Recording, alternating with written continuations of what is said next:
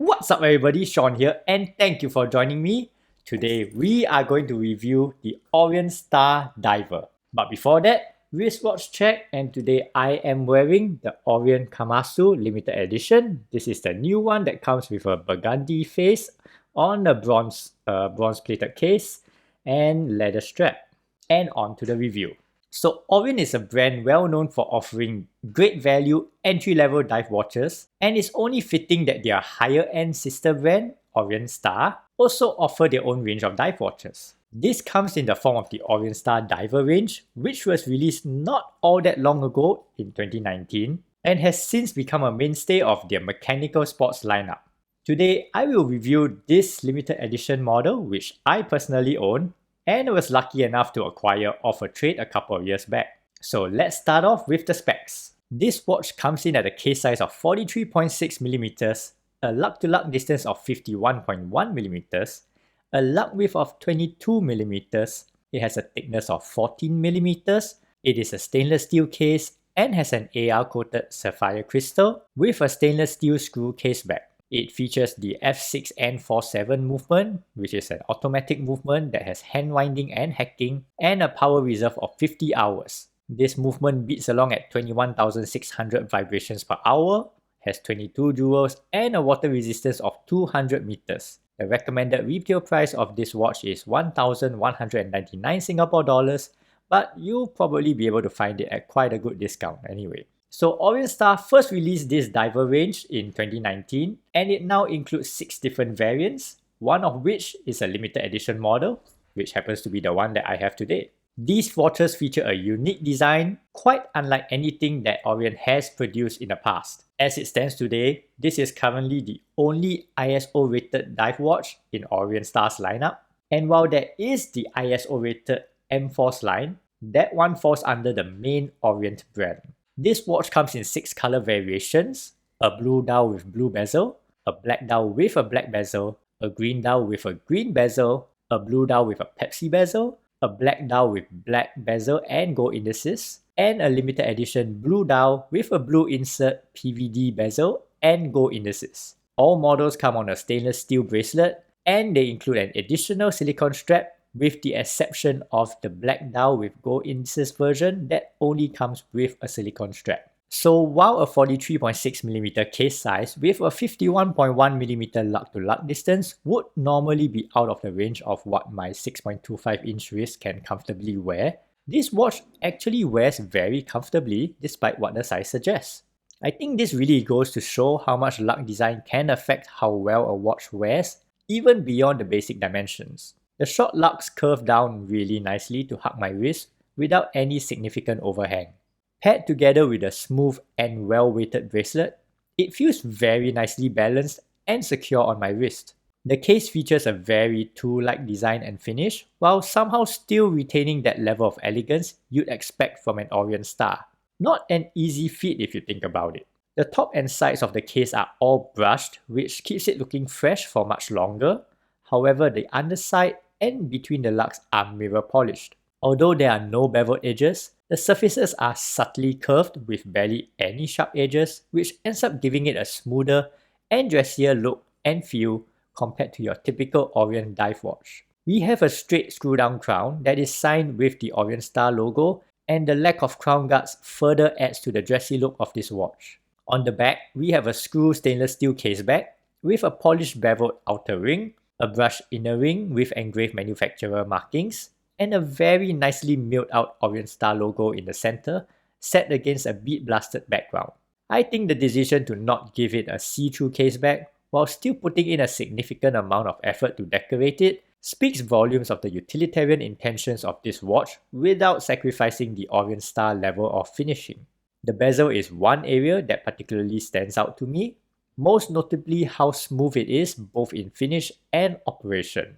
My limited edition model has a lightly grooved PVD coated outer edge that is unfortunately susceptible to chipping if it meets a rough enough surface. Fortunately, the standard models feature a much more hard-wearing silver edge if you decide to go for those. The aluminium insert is smooth and rounded with a very nice matte finish. Printed on it in gold are pill-shaped indices, 10-minute numerals, minute markers, and a large fully loomed triangle marker at the 12 o'clock.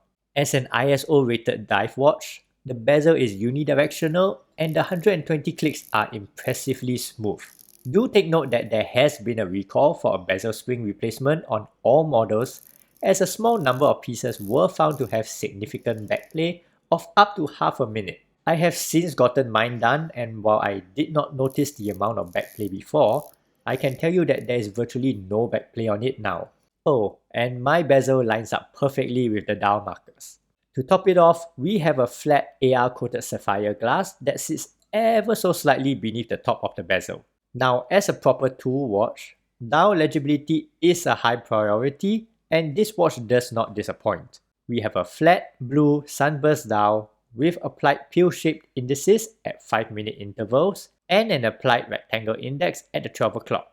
Printed minute marks on the dial ensure no misalignment issues. Complications on the dial are clean with just a simple date window cutout at the 3 o'clock and the signature Orient Star power reserve indicator beneath the 12 o'clock marker. At the bottom of the dial, we have a printed Orient Star logo and text with 2 more lines of text stating automatic and divers 200 meters. Further down along the traptor ring, we have very fine printing indicating a Japanese movement. The hour and minute hands are pill-shaped to match the indices and feature a skeletonized design with a generous amount of lume. The second hand features a loomed ball halfway up its length and extends all the way to the minute markers. The lume applied on the indices is equally generous, and I have to say that the lume used on this watch is pretty amazing. Compared to my other dive watches, the lume here absorbs light noticeably faster, and at full brightness in a dark room, it is literally on the verge of blinding. Believe me when I say that, I am not trying to exaggerate. As with all of Orient Star's recent releases, this one has been fitted with their new generation F6N47 automatic movement. Like the rest of the modern Orient movements, it features hacking and hand winding. For the price, this is an excellent performing movement, both in terms of accuracy and shock resistance, and is rated at -15 to +25 seconds per day with a power reserve of 50 hours. Having had this watch for well over 2 years, I am consistently getting approximately +10 to +15 seconds per day. Now, before going any further, I just want to say that I know this bracelet is polarizing. Having said that, however, I really like this bracelet.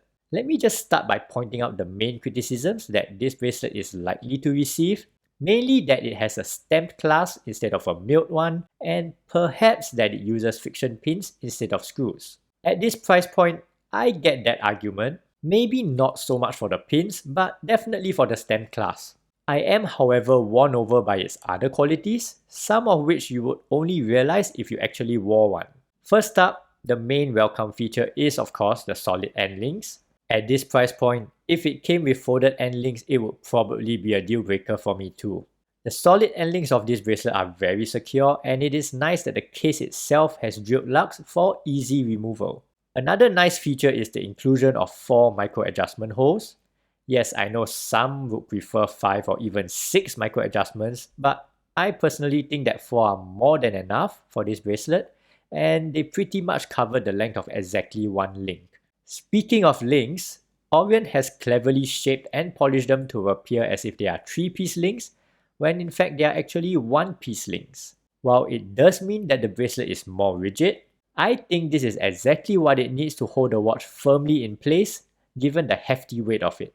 Adding to the comfort of the bracelet, while the outside is a nice smooth oyster style shape, the inside is an even smoother flat surface. Being a single link design also has the added benefit of reduced hair pulling. A folding diver extension clasp is also included on this bracelet, and while not exactly a feature that many of us will use, it is one of those things that are nice to have. Overall, despite the shortcomings of this bracelet, what really matters to me is how well it wears along with how good it looks. It is relatively light yet well balanced with the watch and surprisingly comfortable on the wrist. Its brush finish also does well to match the case, and although not the hardest wearing material around, it does help to minimize the appearance of scuffs and scratches. For those of you who prefer a silicone strap, Orient have also included one in the box for you. The silicone strap is simple but substantial and overall pretty nice. If neither straps are to your liking, however, the 22mm lug width will ensure you have no shortage of third-party options to swap onto. Personally, I feel this watch works best with the stock steel bracelet just because of how well it balances the watch on the wrist. So for my final thoughts on this watch, with its unique and clean design, Orient Star worthy level of finishing, and excellent value for the price, it is no surprise that we have a winner here. This is a solid offering with a solid spec capable of taking on the everyday rigors of life, both on land and underwater, while still retaining a subtle elegance to it. And that wraps it up for today's video. If you like this video and would like to see more like it, please consider subscribing to the channel and hitting that like button down below, and I will see you in the next one.